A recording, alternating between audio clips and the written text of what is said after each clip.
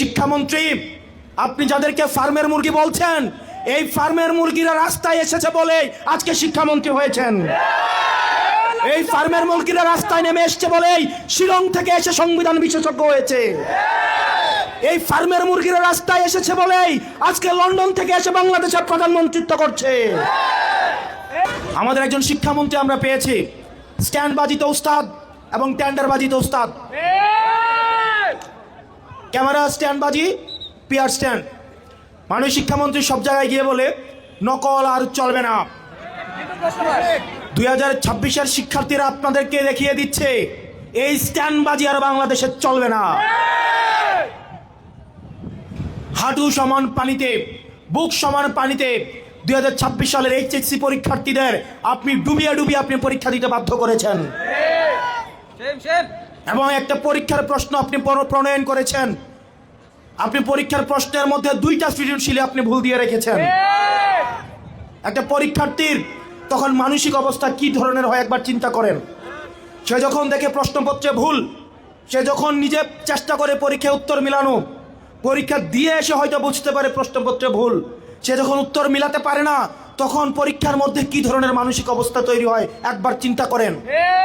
আপনারা একবার দুঃখ প্রকাশের প্রয়োজন বোধ করলেন না, বরং এই শিক্ষার্থীদেরকে আপনারা বলছেন মাদকাসক্ত। এই শিক্ষামন্ত্রী, আপনি যাদেরকে ফার্মের মুরগি বলছেন, এই ফার্মের মুরগিরা রাস্তায় এসেছে বলে আজকে শিক্ষামন্ত্রী হয়েছেন।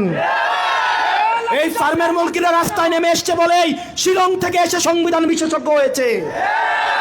এই ফার্মের মুরগিরা রাস্তায় এসেছে বলেই আজকে লন্ডন থেকে এসে বাংলাদেশের প্রধানমন্ত্রিত্ব করছে।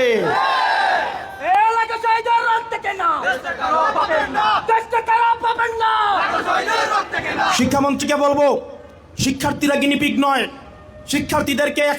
শিক্ষার্থীদেরকে নিয়ে এক্সপেরিমেন্ট বন্ধ করুন।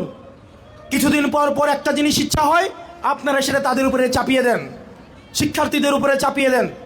এই শিক্ষার্থীদের আপনাদের এক্সপেরিমেন্টাল টুল না, যে যখন ইচ্ছে তাদেরকে নিয়ে এক্সপেরিমেন্ট করবেন, এক্সপেরিমেন্ট ফেল করলে আবার সে এক্সপেরিমেন্ট তুলে নেবেন। কারণ আপনাদের সন্তানরা দেশে পড়াশোনা করে না, আপনাদের সন্তানরে আপনারা বিদেশে রেখে পড়াশোনা করান। পরের সন্তানদেরকে রাস্তায় রেখে রাজনীতি করাবেন, পরের সন্তানের ভবিষ্যৎকে নষ্ট করবেন, পরের সন্তানদেরকে নিয়ে এক্সপেরিমেন্ট করবেন। এই বাংলাদেশ নিয়ে এক্সপেরিমেন্ট আর আমরা আপনাদেরকে করতে দিব না।